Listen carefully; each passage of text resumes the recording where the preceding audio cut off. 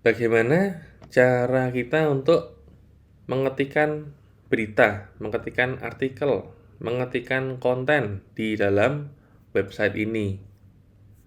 Caranya gampang, kita tinggal masuk ke URL masing-masing, kasih slash majeng. Nanti akan muncul halaman login seperti ini. Untuk mengetikkan berita, saya demokan menggunakan akun kontributor.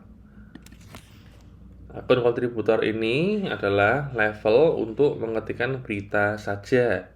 Jadi kemampuannya hanya memang mengetikkan berita.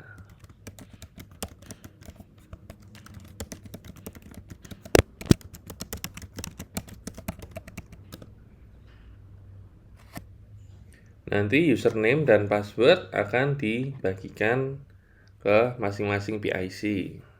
Nah, ini adalah halaman dashboard untuk kontributor. Di sebelah kiri ada menu-menu. Yang pertama dashboard, ini ucapan selamat datang. Kemudian ada post. Post ini untuk membuat konten ya. Kemudian ada media, ada pengguna. Pengguna ini tujuannya untuk mengganti password. Kolom-kolom yang banyak ini bisa diabaikan, langsung scroll aja ke bawah, terus bisa atur kata sandi yang baru. Di sini saya mau mendemonstrasikan untuk membuat berita atau artikel yang baru. Caranya kita klik tombol post, kemudian kita klik tambah baru.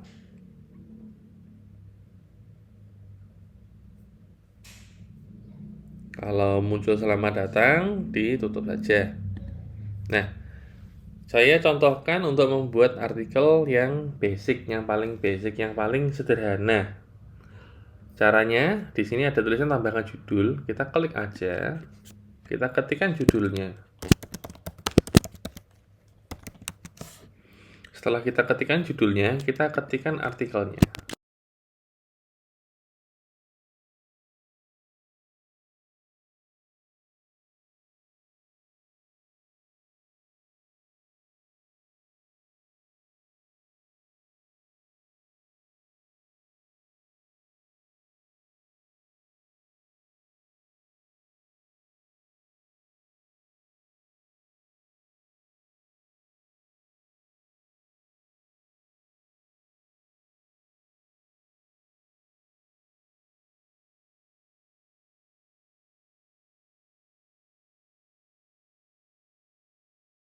Seperti ini.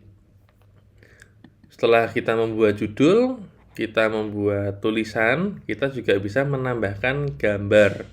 Bagaimana caranya? Kita bisa lihat bagian yang sebelah kanan. Di sini ada tab namanya post sama blog. Kita fokus kepada tab yang namanya post. Ketika biru-biru ini berada pada blog, kita pindahkan ke post saja. Kemudian kita cari gambar andalan dan kita bisa upload gambarnya di sini.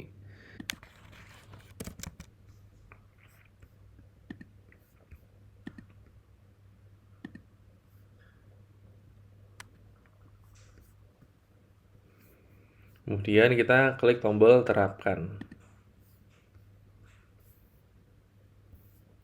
Ada kolom-kolom lainnya ini bisa diabaikan karena kita mengetikkan artikel yang sederhana, yang paling basic. Ketika dirasa sudah sesuai, kita bisa langsung klik terbitkan. Tetapi kalau misalkan kita baru ngetik tapi memang belum selesai, kita bisa simpan sebagai konsep dan bisa melanjutkannya di kemudian hari. Kalau kita nggak yakin untuk menerbitkannya sekarang, kita mau melihat nih kira-kira yang bakal dilihat sama pembaca seperti apa. Kita bisa klik tombol pratinjau. Versi desktop, pratinjau di tab yang baru. Nah, kurang lebihnya seperti ini yang akan dilihat oleh pembaca.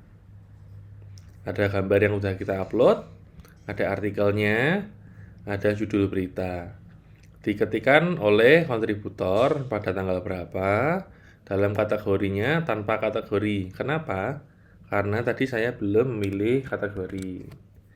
Jangan sampai lupa memilih kategori. Karena ketika kita lupa memilih kategori, maka beritanya tidak akan muncul dimanapun.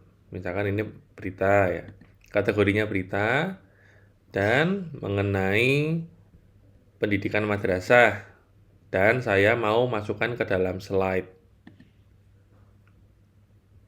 Nah, coba kita perhatiin jauh lagi.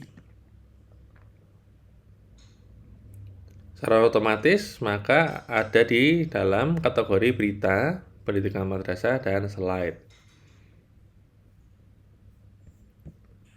Ketika dirasa sudah cukup, maka kita langsung klik terbitkan. Nah, di sini kontributor tidak bisa langsung menerbitkan untuk umum, menerbitkan supaya bisa dibaca, tetapi hanya bisa mengirimkan kepada editor untuk ditinjau lebih lanjut, ditinjau, dikoreksi, apakah ada yang typo, apakah ada kata-kata yang kurang sesuai, nanti tugasnya editor.